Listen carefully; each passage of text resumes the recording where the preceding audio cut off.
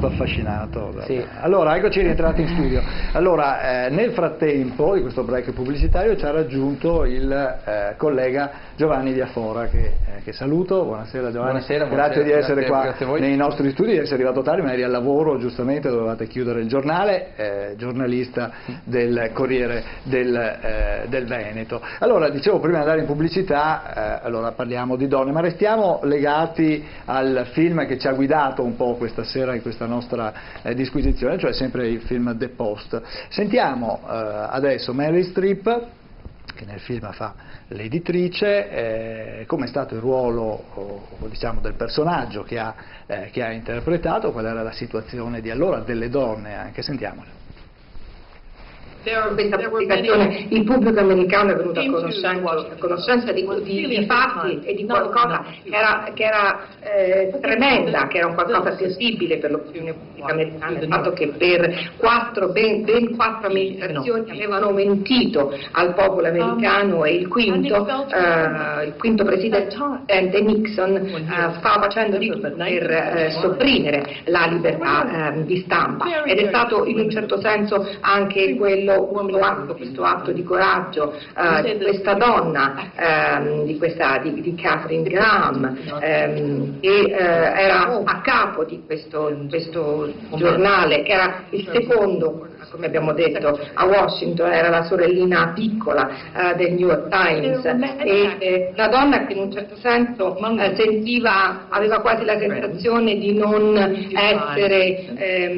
essere al posto suo, che quello non era il posto che le competeva, e oltretutto l'affermazione che è stata fatta di questa redazione nel 1971, che è stata rappresentata in maniera così fedele. Molti di voi in questa sala non sono vecchi abbastanza da ricordare come erano le redazioni all'epoca, ma era così perché i giornali, le redazioni erano fatte tutte di uomini, non c'erano giornaliste donne, e la redazione era rappresentata nella maniera corretta, erano tutti bianchi, tutti uomini. Sì, le donne c'erano, ma erano le segretarie, e questo atto di coraggio realizzato da Katharine Graham, che in un certo senso sfida Nixon e che prende questa decisione così forte, così potente, pur non essendo in quel momento consapevole della propria autorità, della capacità e neanche avere l'idea che un giorno avrebbe assunto una posizione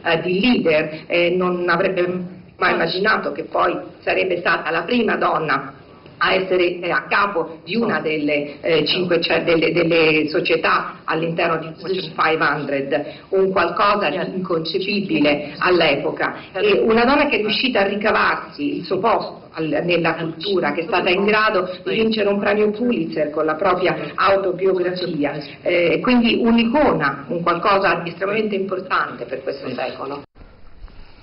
Allora, ecco, è un quadro di una redazione che oggi non sono più così. Ma non sarei così ottimista, soprattutto per quanto riguarda l'Italia. Ancora il giornalismo è un mestiere prevalentemente maschile, cioè che vede una presenza prevalentemente maschile nelle redazioni. Purtroppo è così ancora. Peraltro basterebbe vedere anche quante giornaliste donne dirigano giornali in Italia, quante ne abbiano diretto giornali. Credo che si contino sulle dita delle mani, anzi forse non ce n'è neanche una. Non credo che un grande giornale sia stato diretto da una donna. In Italia almeno non è così. Inizia a cambiare qualcosa, ci sono degli esempi straordinari, se penso anche al nostro giornale, cioè al Corriere della Sera, ci sono anche in ruoli importanti giornaliste che sanno farsi valere, insomma ricoprono anche incarichi importanti. Penso per esempio a Fiorenza Sarzanini da noi, che è la giudiziarista, però devo dire che in generale, poi Alessia sicuramente anche a livello così nazionale ne sa sicuramente più di me, ma non credo che a livello di giornali di carta almeno la presenza femminile sia così sia forte. Nelle televisioni è diverso, anche perché c'è un aspetto, una componente di immagine che conta ancora di più. Non ci sono direttrici donne, non mi pare, almeno così a memoria mia, che ce ne siano, e ai vertici dei giornali devo dire che adesso il gruppo Repubblica Espresso è diretto dalla Mondardini, che è una donna, ma parliamo di ruoli, diciamo così, amministrativi più che giornalistici in senso stretto. Certo. Sentiamo Alessia Ciaranta. Sicuramente sei tu credo più informato di me, ma mi viene in mente, anche rivedendo un attimo, risentendo le parole adesso di Meryl Streep, cito un aneddoto che mi venne riferito da una delle mie prime guide giornalistiche, Vera Schiavazzi, una giornalista di Repubblica che è venuta a mancare qualche anno fa, e nei suoi primi insegnamenti, io stavo proprio alle prime armi, mi disse: guarda, le redazioni giornalistiche dei giornali sono delle strutture, degli spazi creati per gli uomini per tenerli lontani dalle loro famiglie appositamente, quindi con questa ovviamente provocazione perché ovviamente per le donne sarebbe difficile rimanere fino a tardi. È difficile rimanere fino a tardi, ovviamente, no? Sono questi tappi che si creano, concentrano il lavoro soprattutto verso la sera, verso tarda sera, in modo tale che gli uomini possano stare fuori. Ovviamente questa è una provocazione, non credo sia proprio così, però diciamo che forse non è così lontano neanche dalla realtà, insomma, credo che forse... Franca Longo. Ma dell'intervista della Meryl Streep come editrice, e quello che ha detto in una maniera molto nitida è il concetto dell'inadeguatezza. Certo, diceva che una persona che si sentiva non si sentiva adeguata. Il concetto dell'inadeguatezza è molto profondo nel mondo femminile, perché fa parte di una trasmissione educativa, cioè è la famiglia che la fa sentire così da piccola, inadeguata a ruoli maschili. Vengono quindi definiti i ruoli maschili e i ruoli femminili. La donna non è adeguata.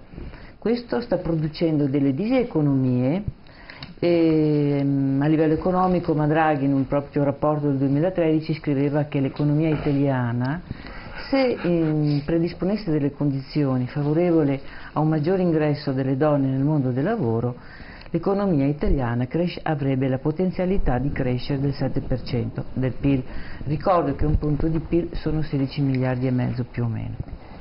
Quindi questo nel 2013.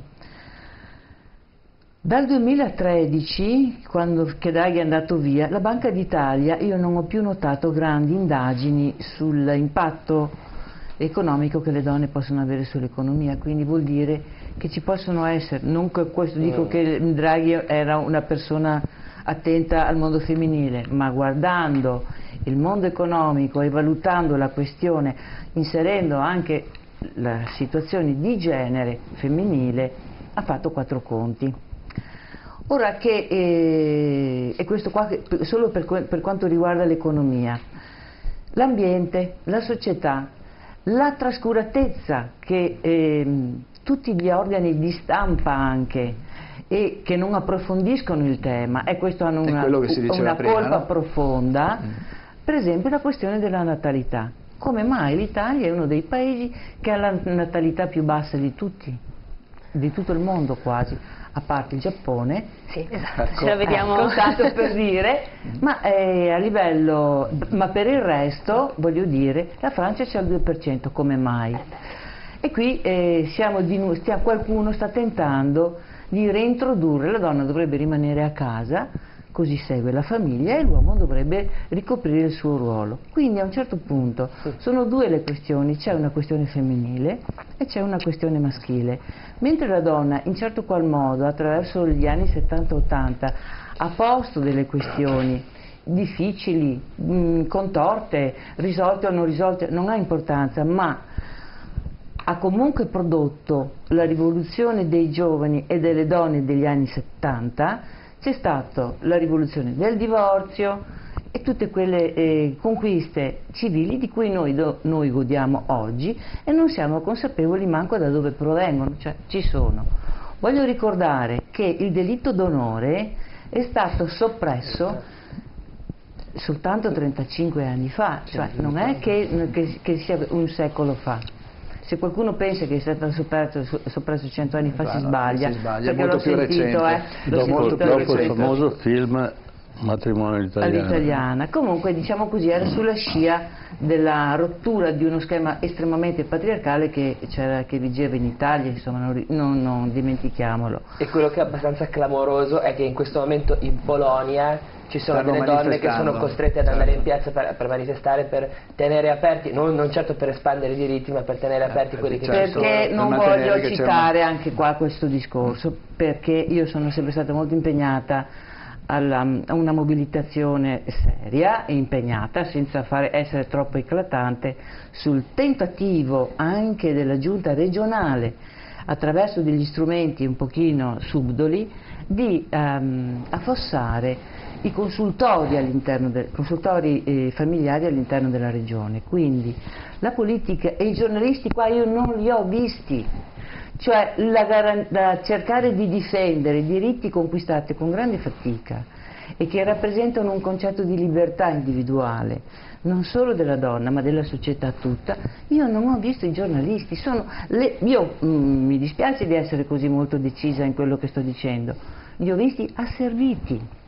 Io non ho visto sensibilità, cioè io quando tante volte sono andata a porre queste questioni è come mettere il dito nell'acqua. Quindi in certo qual modo negli ultimi 20 anni noi abbiamo visto la scomparsa di tutti i grandi filoni di pensiero che riguardavano il genere. Questo ha prodotto proprio delle diseconomie, una caduta del livello intellettuale a livello generale, perché non ci sono più stati dibattiti, si sono ostacolati addirittura. Io ho fatto molto associazionismo all'interno del mondo femminile, però ho visto questa curva calante. Non c'è stata la risposta, non c'è stata nessuna risposta. Professor Casa. Sì, però attenzione, noi guardiamo sempre indietro e non guardiamo avanti. È vero che la donna, se viene reinserita in una certa maniera, aumenta il PIL, ma a quale prezzo? Allora, sono d'accordo... No, io voglio intervenire, scusa. Sì. Dai, dopo risponde. Sì. A quale prezzo? Ma non perché non sono d'accordo che la donna torni a fare la massaia, sono d'accordo che deve essere libera, però bisogna inventare un ruolo della donna che sia più femminile, perché in questo momento la donna rincorre la figura maschile e si mascolizza, e da qui abbiamo una perdita non ci riproduciamo più. Il maschio è bravo, ma più di tanto non riesce a fare. Quindi la donna è quella che mette al mondo i figli, ma bisogna dare lo spazio alla donna per fare il lavoro che deve fare e poi comunque avere la possibilità di avere dei figli e curarli, perché è essenziale, non ci sono soluzioni alternative. La rivoluzione industriale, perché la storia insegna che è stata la prima guerra mondiale che ha portato la donna a diventare la figura alternativa all'uomo in fabbrica, ma è stato un danno trattare la donna in quella maniera. Bisogna invece andare avanti, bisogna inventarsi un futuro della donna che non sia quella la replicante del maschio, una sua dimensione e una sua possibilità di gestire i figli, di avere figli e gestirli pur non essendo esiliata all'interno di uno spazio, di una casa dove viene esclusa dal resto del mondo. D'altro canto, attenzione, che la figura femminile che oggi la donna subisce è una figura antica, parliamo del cristianesimo. La donna, secondo i cristiani del primo millennio, non aveva l'anima, quindi non faceva nemmeno peccato, no? Poi si sono accorti che era una cosa che forse non conveniva molto anche alla Chiesa, perché emarginava una potenzialità che la Chiesa poi è andata a recuperare. Ma una delle prime grandi donne del Medioevo fu Eleonora d'Aquitania. E fu una donna che fece una rivoluzione, diede dignità alle donne per quello che era la donna dell'epoca, ovviamente. è quella che inventa il dolce stil nuovo, è quella che porta gli strumenti musicali in Europa. Era vietato suonare gli strumenti musicali. Andavi a Rogos e suonavi l'arpa o qualche altro strumento, il piffero, eccetera. Lei col suo padre va a fare la seconda crociata, torna in Europa e porta gli strumenti musicali e si ribella al marito, no? Il marito fu prima il re di Francia, poi siccome non restava incinta ma non era colpa sua, si sposò con Enrico II d'Inghilterra ed ebbe Riccardo Cuor di Leone, Giovanni Senza Terra, eccetera, eccetera. E lei inventò il dolce stil nuovo, inventò alla gente a suonare, a divertirsi e soprattutto la dignità femminile. Altra donna importante fu Giovanna, detta anche la pazza, perché faceva le cose talmente fuori dalla sua epoca che era considerata pazza solo perché era fuori dal comune. E lei è peraltro madre di Carlo V, quindi una persona di grande capacità e di grande levatura. Veniva demonizzata.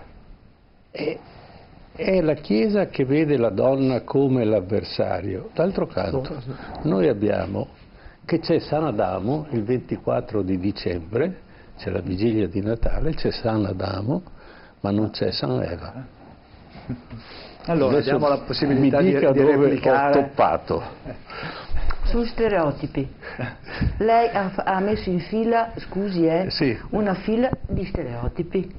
Bene. E sono sotto gli occhi di tutti, cioè io io sono abituata a guardare i dati. Allora cosa noto? In Svezia la media di nascite sono il 3%, il 70-80% delle donne lavorano. In Francia la natalità è il 2% e il 70-80% delle donne nella fascia più giovani lavorano. Dov'è il problema? Non si parla più delle mamme che devono accudire oggi, in una società moderna, di coppie giovani, di giovani e di donne e di uomini giovani, parlano di genitorialità.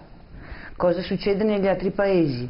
Il modello industriale, il modello produttivo è stato fondato sul modello fordista all'inizio del Novecento, o una divisione dei ruoli secondo il modello industriale e anche preindustriale della divisione dei ruoli tra lavoro produttivo e lavoro riproduttivo.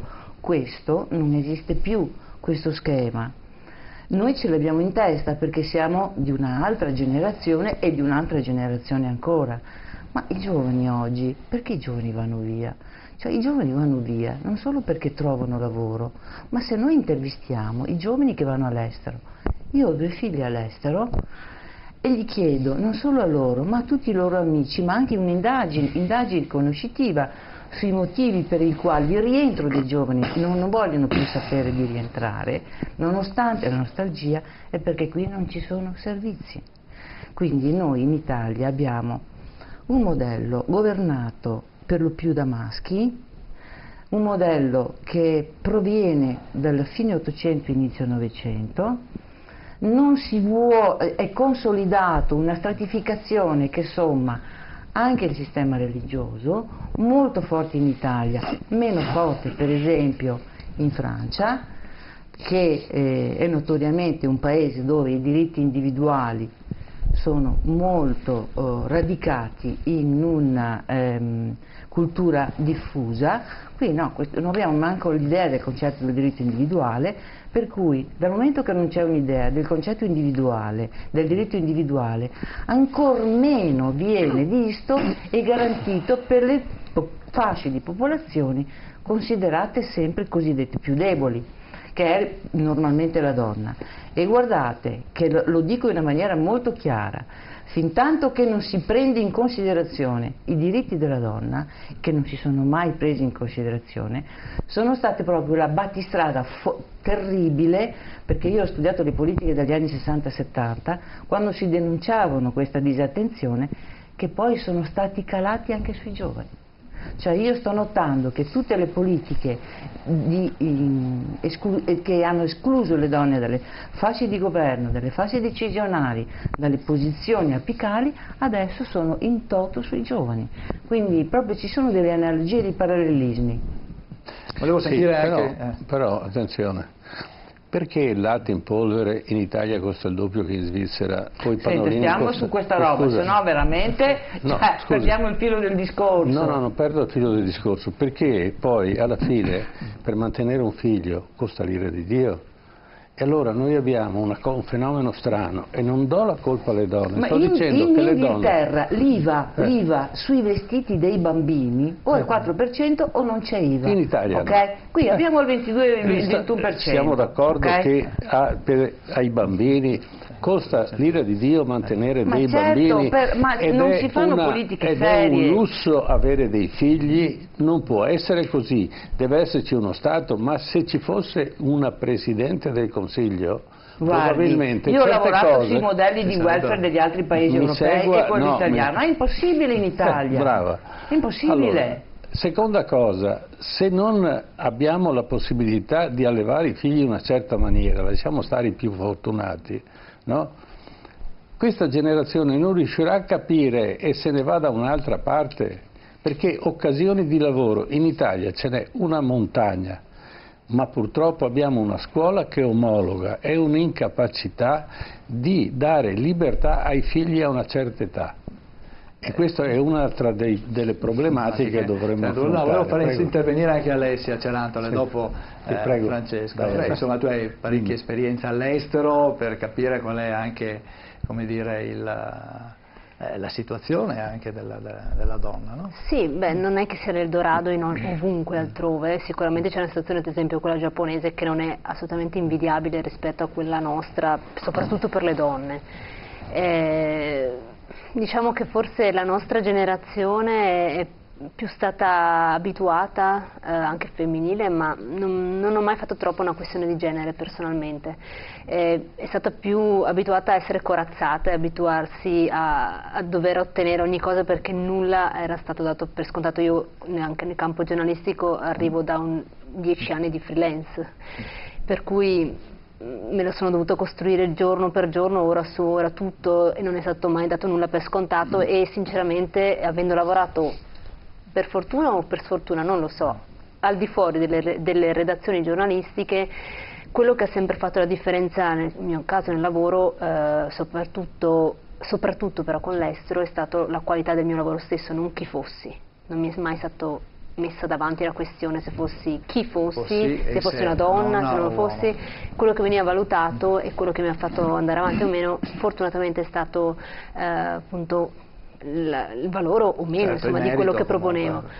E chiaramente però manco di un'esperienza lunga, prolungata o comunque sostanziosa all'interno di redazioni dove insomma sento che invece la questione di genere è pesante, e la vedo perché insomma qui abbiamo esempi e comunque testimonianze importanti. E sicuramente con i colleghi e con le colleghe che vengono da alcuni paesi, soprattutto nel Regno Unito, con cui mi interfaccio di più collaborando con la BBC, vedo questa differenza, nel senso che persone molto giovani, soprattutto da 22-23 anni, sono già inserite in redazioni, dopo già qualche anno, anche 25-26, cominciano ad avere figli, più di uno.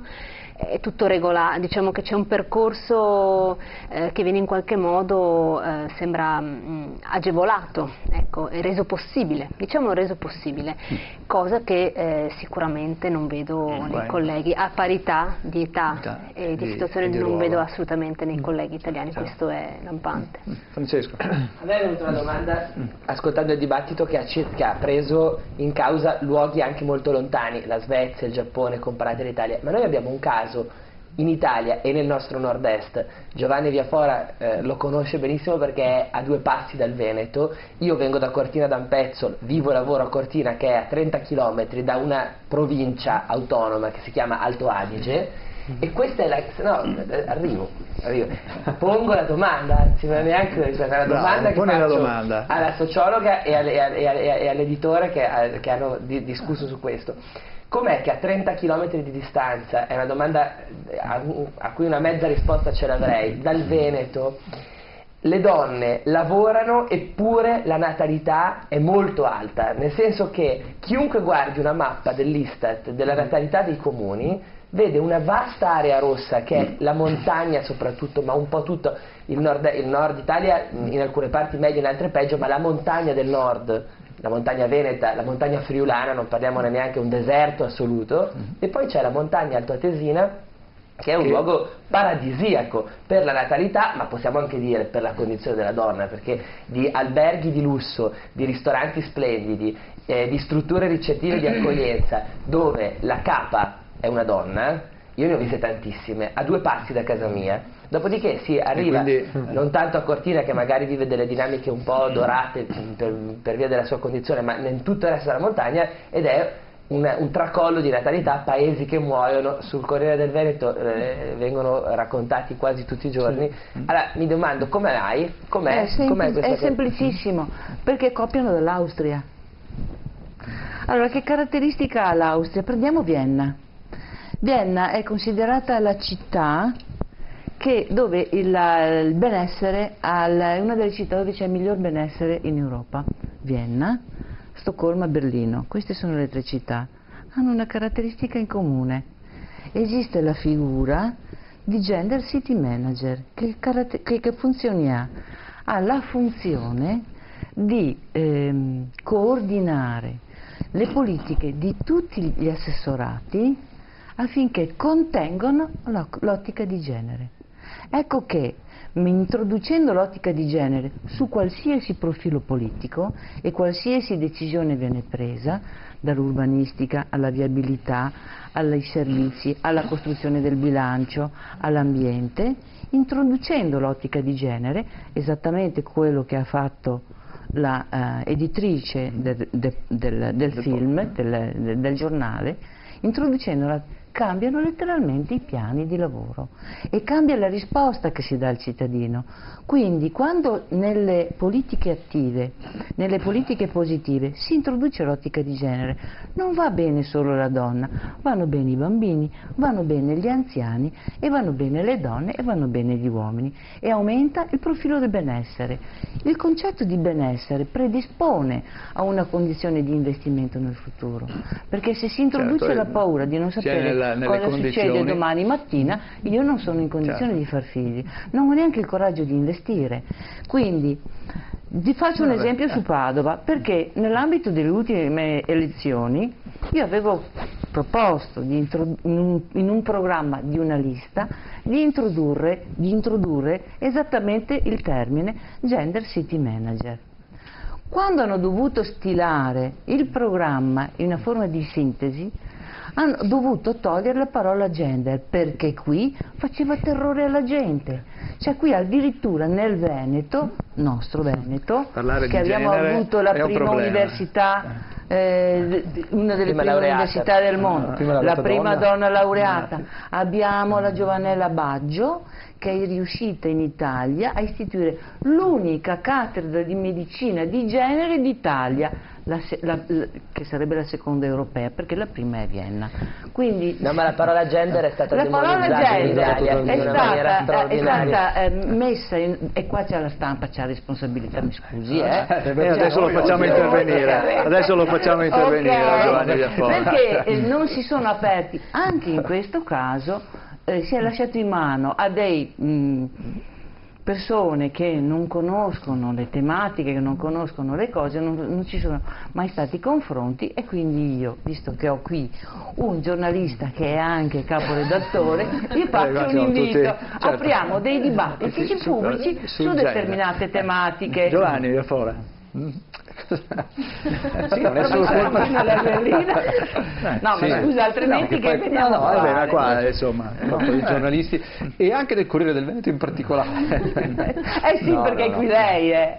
Sicuramente non difendo la categoria, e anche se lo stato del giornalismo è questo, certo dipende molto anche dalla qualità dei propri giornalisti, nei quali ovviamente mi metto in mezzo e di quali faccio parte, quindi sicuramente siamo chiamati chiamati ovviamente a fare autocritica anche sì, noi, sì, no? no, ci mancherebbe altro, assolutamente. La donna veneta è famosa, Shakespeare l'ha interpretata con la bisbetica domata, no? Per carità, con una visione un po' siamo stati riconosciuti maschile. all'estero in questo senso, siamo sempre stati riconosciuti all'estero. all'estero. Finisci, Giovanni. C'è sicuramente il tema della preparazione dei giornalisti, preparazione delle redazioni e anche della mancanza di studio che c'è nel nostro lavoro, nella nostra professione, è un dato di fatto oggettivo, quindi è evidente che anche molte di queste questioni non vengono trattate adeguatamente proprio per una mancanza. Ma perché secondo te non vengono trattate adeguatamente? Sono una questione di impreparazione o di non volontà, oppure perché si è frettolosi, oppure perché non lo so. Allora, parlo dalla mia prospettiva, che è quella di un cronista di provincia, e non mi azzardo a fare altro tipo di affermazioni, di giudizi che poi sarebbero spropositati o andrebbero oltre quelle che sono anche le mie competenze. Però credo che ci sia un po' tutto. C'è sicuramente un problema di preparazione. I giovani bravi, quelli che escono dall'università, non vengono più a fare questo mestiere, cioè non è più attrattivo come una volta, e quindi abbiamo perso anche la possibilità di avere delle persone preparate o dei ragazzi, dei giovani che hanno studiato, quelli che potrebbero essere i migliori. Sì, e questo si vede molto anche da chi viene nelle nostre redazioni, chi viene a fare lo stage, chi vuole cominciare. C'è un bacino che si è notevolmente ridotto proprio perché la professione è molto meno attrattiva di un tempo, ci sono guadagni che sono nettamente più bassi, si fa molta fatica ad assumere, anzi praticamente non si assume più, quindi è chiaro che la fetta si è ridotta notevolmente e si è indebolito, anche si è impoverito molto il materiale umano che si ha a disposizione. C'è poi un problema di soldi, ovviamente, di investimenti da parte delle società editoriali, delle aziende editoriali, che quanto a preparazione dei giornalisti non investono una lira. Io faccio fatica anche a immaginare o a pensare un editore che investa sulla preparazione di un proprio giornalista, cosa che invece negli altri settori, negli altri campi avviene normalmente, perché ci sono parti di budget delle aziende che vengono riservate. Questo secondo te proprio, porterebbe ovviamente a far crescere quella che è la qualità e quindi anche non avere, tra virgolette... No, assolutamente, no? Però parliamo delle basi. Adesso voglio dire, il problema del genere è uno dei tanti, che compongono il deficit, diciamo così, della categoria giornalistica. Ecco, non è il solo, i problemi sono tanti, e poi adesso non vorrei neanche studiare, ce ne sono vari, e io credo che la professione del giornalista sia una professione estremamente importante ma anche estremamente difficile, ed è una professione che necessiterebbe di una preparazione, di una cultura e di un'attenzione estremamente importante. Di questo poi in parte abbiamo affrontato alcuni aspetti nella prima parte della trasmissione. Poi per togliere un 1% soltanto di responsabilità dalle spalle della categoria giornalistica, vogliamo dire anche rispetto alla domanda che faceva la signora Longo, che per esempio sulla questione del gender una delle cose più negative non sono stati i giornali e gli articoli di giornale, ma una cosa che si chiamano chat di WhatsApp, perché uno dice vabbè, ma cosa sono questi termini, questi strumenti della tecnologia, come se questo orientasse le vite. No, la tecnologia a volte orienta le vite, e le chat di WhatsApp delle associazioni dei genitori, dei gruppi dei genitori che si organizzano, sono, mi spiace dirlo, ma bisogna dirle queste cose. In Italia spesso sono dei covi di superstizione e di baggianate plateali. Ma io la ringrazio di avere questa roba, ma questo le persone il coraggio di ma questo fa parte di quella che è la comunicazione nei social. Il fatto che la parola gender sia stata demonizzata a tal punto che effettivamente il politico, persino quello tra virgolette progressista, lo deve espellere dal proprio programma, è perché le persone si sono contaminate attraverso un tipo di contaminazione che io mi permetto di dire è neomedievale, cioè è premoderna, cioè non utilizza gli strumenti di comunicazione che abbiamo costruito, tra cui quello in cui siamo, ma utilizza il sentito dire e lo replica attraverso un piccolo dispositivo, e per cui per esempio un caso normale che avviene in una scuola di informazione rispetto a che cosa può succedere a un tuo compagno di classe, alla tolleranza, alla diversità, diventa l'indottrinamento da parte di qualcuno che evidentemente in classe non c'era, che è il genitore, che l'ha sentito dire, che influenza gli altri genitori. Lo strapotere di questa roba rispetto ai media tradizionali è tale che gettare la croce soltanto sul sistema giornalistico, che ha le sue responsabilità, è quantomeno ingiusto, secondo me. Sì, no, comunque limitativo. Cosa dice il professor Casen? Sì, è abbastanza complicata la questione. Avevamo toccato prima, diciamo, avevamo sfiorato la questione parlando dell'informazione in rete, dell'informazione, diciamo, quella, chiamiamola ufficiale, di testata, quant'altro, però effettivamente i social hanno questa... Noi stiamo vivendo un momento abbastanza critico di quello che è l'informazione e la comunicazione. Credo che un periodo, io vado sempre a cercare se è successo già prima, ed è successo, no? Per esempio con l'invenzione della scrittura, no? Ha rivoluzionato la popolazione dell'epoca, ma quella che somiglia più oggi è la rivoluzione di Gutenberg, cioè la stampa, e con la stampa abbiamo avuto la grande rivoluzione che poi è stato la riforma protestante, perché è avvenuta proprio perché c'era la possibilità di comunicare attraverso pezzi di carta che prima erano in mano agli amanuensi, e la maggior parte degli amanuensi erano sacerdoti, quindi mai avrebbero scritto qualcosa che non fosse in sintonia con il loro credo, e quindi la stampa ha creato questa rivoluzione. Adesso abbiamo un altro sistema, perché la tecnologia corre, e la tecnologia impone regole, leggi, etiche, morali diverse, e quindi stiamo vivendo un fenomeno di cui non conosciamo l'esatta gestione. Della comunicazione fino adesso la televisione ha rivoluzionato a suo tempo la comunicazione, ma questa è ancora più rivoluzionaria. Ma soprattutto questa non riusciamo ancora a capire quali sono i pericoli.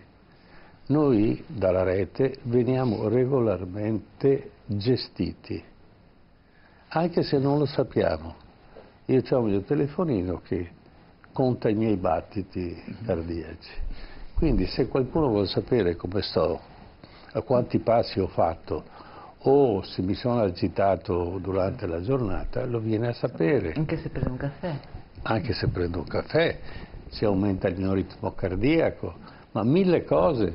Allora, e viviamo con la mente, diciamo, alla vecchia tradizione, una forma di comunicazione che ancora non sappiamo che conseguenze avrà.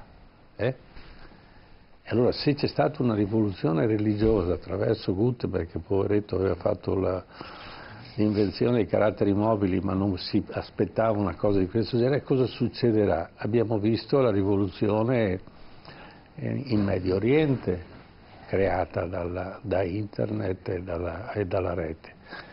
L'informazione, abbiamo l'intrusione di stati nell'elezione del presidente americano, piuttosto che come si vocifera nelle attuali elezioni in Italia, eccetera.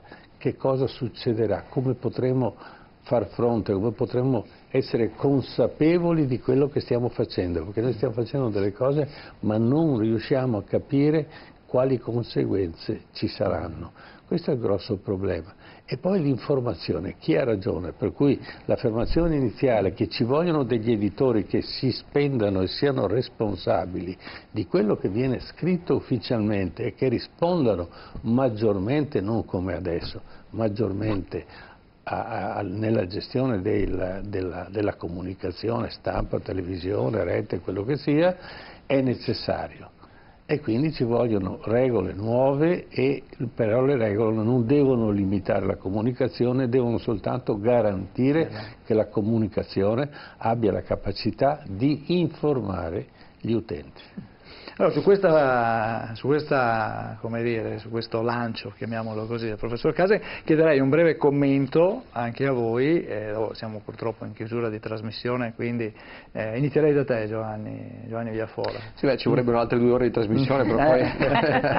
ma è sempre così, È sempre così. No, è nel senso che il problema fondamentale, capitale, quello che pone professor Casen, cioè noi siamo nel mezzo, stiamo vivendo una rivoluzione che sta cambiando completamente il volto del nostro mestiere, per esempio quello del giornalismo. In questi giorni sono usciti gli ultimi dati relativi alle tirature dei quotidiani, diciamo così, alle copie vendute, e sono, ecco, per dire in un termine ottimistico e positivo, catastrofiche. Ormai vendiamo 10 volte meno quanto si vendeva non più di 10-15 anni fa. Repubblica, ho visto dei dati, arriva a 160.000 copie giornaliere, che erano le copie che il Gazzettino vendeva certo, qua negli anni 80, insomma. Ma questo per dire che sta completamente cambiando il nostro mondo. Internet e i social network hanno una componente fondamentale in questa grande rivoluzione. Ormai la vita si avvera su Facebook, su Twitter, le edicole sono una periferia assoluta della nostra vita, quando invece una volta erano un incrocio fondamentale, un incrocio centrale.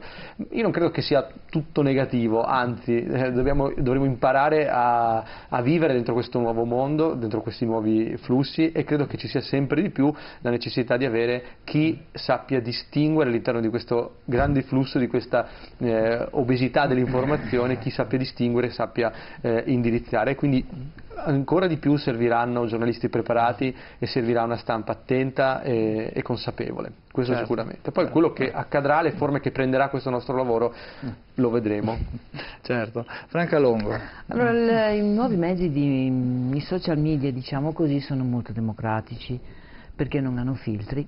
Beh, insomma, nel senso che Facebook non sempre, non sempre interno, fondamentale. No, ne ho accennato perfino prima, okay. Non è questo. No, diciamo così che in generale sono più democratici, nel senso che non fa distinzione di genere, tutti possono postare, in questo senso è democratico, certo. Ok?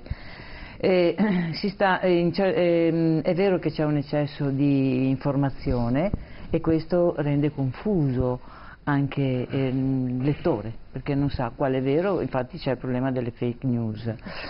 Quindi a un certo punto io sinceramente non so neanch'io come si svilupperanno nel futuro. Certamente che la carta stampata ha assunto, come dicevo prima, il livello delle agenti intermedi, anche a livello politico, sono scomparsi, così come è scomparso, come è ridotto il giornalismo.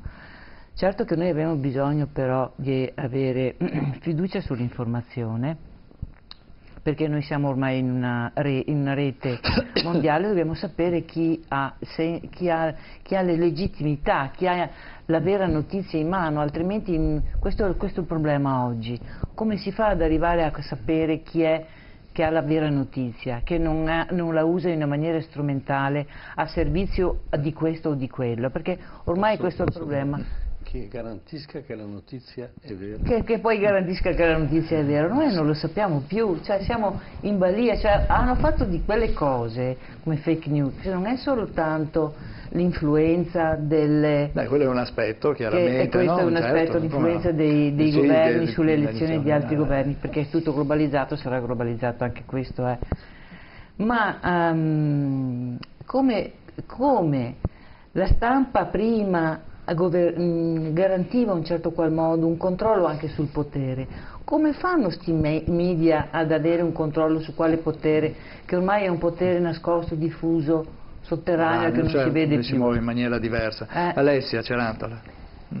Diciamo che forse c'è stato, in passato avevamo una verità, che era quella magari se c'era un corrispondente piuttosto che una persona, un giornalista sul posto che ci dava la sua versione, no? Soprattutto all'inizio di questa professione, qui parliamo di secoli fa. Oggi abbiamo l'eccesso di verità, nel senso tutti hanno la propria verità, persino chi ha una chat su appunto WhatsApp dice la propria verità. Ecco, le persone sono perse in questo eccesso di verità, perché ce ne sono tante versioni, ci sono tanti punti di vista e siamo completamente, diciamo, in balia di questo. Quindi se però il giornalista si sente minacciato da queste tante verità o da queste mezzi, quelle che poi chiama fake news eccetera, allora lì sta il problema, nel senso che vuol dire che non siamo ancora riusciti a fare quel passo oltre per ridare valore alla nostra professione, che è quella di essere sempre comunque la vedetta, che riesce ad andare un po' oltre rispetto alla marea di informazioni che ci vengono, che abbiamo sotto mano. Per cui ritorno al discorso che facevo inizialmente, cioè io credo che siamo nel corso, e concordo pienamente con Giovanni, che stiamo vivendo una rivoluzione. Io la vedo in senso positivo, nel senso che vedo infiorire tantissimi nuovi giornalismi e giornalisti che stanno creando dei paradigmi completamente diversi per poter sfruttare anche queste tante verità e rielaborare o comunque verificarle, basandoci più su dati e ricavare delle informazioni che sono più basate appunto su informazioni verificate.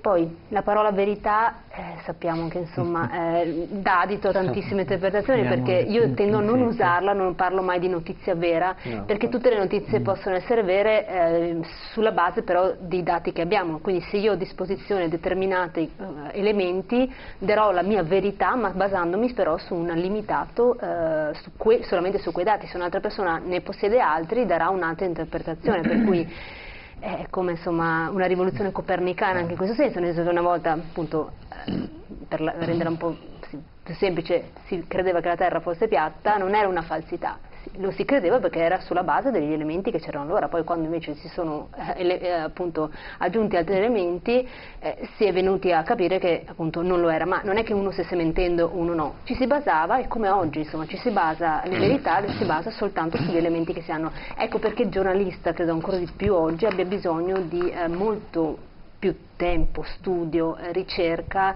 e analisi per poter avere il maggior numero di informazioni affinché la propria notizia, il proprio servizio sia basato il quanto più possibile, certo, sia sostenuta da tutta una serie di... Ecco, non parlare di vero, sarei un po' così restia a utilizzare questo termine, parlerei più di essere aderente per quanto più possibile a quanto agli elementi che si raccolgono.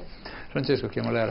Io prima di unirmi all'ottimismo introdotto da Giovanni e sostenuto da Alessia, col quale concordo, volevo dire solo una cosa sulla questione delle fake news, delle quali si è appropriato magistralmente Trump, rivoltandole contro gli altri, mentre in realtà i primi a propagandare le fake news sono state alcune forme di organizzazioni politiche in Occidente. Quando nel maggio del 2017 i francesi sono stati chiamati a votare al secondo turno delle presidenziali, e guarda caso 3 giorni prima una serie di media non ufficiali su internet hanno iniziato a scrivere dei legami finanziari di Monsieur Macron, che per carità di sicuro ne ha avuti tantissimi, lungi da me difendere un signore che fa politica, che è un uomo di potere del quale io non so niente a sufficienza, però quanti hanno legami con i mondi finanziari, e come mai proprio a 3 giorni dalle elezioni? E ovviamente c'era lo zampino, anzi lo zampone di qualche potenza straniera, magari un po' a est dell'Europa. Cosa ha fatto il Ministero degli Interni francese? Alla vecchia maniera, circolare del Ministero dell'Interno in cui si proibiva a 2 giorni dal voto di propagandare delle informazioni non verificate, e questo, a mio modesto e malinconicamente nostalgico giudizio, è una gran buona notizia, perché una cosa è la libera informazione e un'altra cosa è inquinare il dibattito politico a 2 giorni dal voto. E forse ancora i governi democratici un pochettino di sovranità, altra parola di cui ci si riempie la bocca, ce la potrebbero avere in questi casi. Chiusa parentesi. Invece sulla questione dell'ottimismo non solo concordo, ma citerei un episodio che non c'entra niente con il mondo del giornalismo in senso stretto. Noi da Cortina, da una montagna di libri, osserviamo cosa succede nell'editoria, modestamente da un piccolo angolino d'Italia, nelle dinamiche grandi dell'editoria italiana ed europea. Quando 1 anno e mezzo fa si è prodotta in Italia la fusione tra Mondadori e Rizzoli, con il cosiddetto blocco Mondazzoli, e le Cassandre italiane, tra cui magari potevo esserci anch'io, quindi non voglio dare la colpa a nessuno, però si sono esercitate in profezie di disfatta assoluta della libertà di stampa. Si è visto invece al contrario che, come c'è un fermento speciale, splendido nel giornalismo indipendente, come è stato descritto da Alessia durante questa trasmissione, anche nel mondo dell'editoria paradossalmente un blocco di potere come oggettivamente Mondadori e Rizzoli insieme non ha impedito, anzi non vorrei dire che ha favorito, però guarda caso tante piccole iniziative editoriali di grande qualità, che magari non vanno registrate sulla questione dei numeri soltanto, ma innanzitutto sulla questione della qualità, sono emerse e stanno emergendo anche nella nostra Italia. Buone notizie, perché significa che forse ogni tanto, per fortuna, qualche fasciatura eccessiva della nostra testa ce la facciamo ancora, insomma vuol dire che le persone si ritagliano la loro libertà, grazie a Dio, in modi diversi da come nel Novecento siamo stati abituati a vederlo. Buone notizie, no? Bene, allora ci fermiamo qui, grazie a Giovanni Viafora, a Franca Longo, grazie a Francesco Chiamulera, grazie ad Alessia Cerantola per essere stati con noi. Ermanno, noi la settimana prossima torniamo con TV7 Match, sempre alle 21, siamo a ridosso, anzi siamo alla vigilia della giornata della memoria, noi vogliamo, come dire, la celebriamo parlando anche di altre vicende simili. Ricorderemo l'Holodomor, che forse non tutti conoscono, ma che è la strage di contadini che sono stati affamati, possiamo dire così. Sì, perché no? Stalin doveva industrializzare la Russia, quindi portò via il grano a milioni di contadini che morivano di fame, morirono letteralmente di fame, bambini che morivano di fame, e lo vendette e importò il Fordismo. Da Ford acquisì il sistema della catena di montaggio, che nell'Occidente si diceva era contro il lavoro libero degli operai, e invece in Unione Sovietica era diventato il sistema. Ma poi ricorderemo anche la stessa cosa che succede in Cina. Mao Zedong farà la stessa operazione e, sacrificherà intere generazioni di contadini per fare esattamente la stessa cosa, perché la Cina poi nel suo sviluppo copiò notevolmente lo sviluppo dell'Unione Sovietica, anche se poi alla fine si staccò economicamente.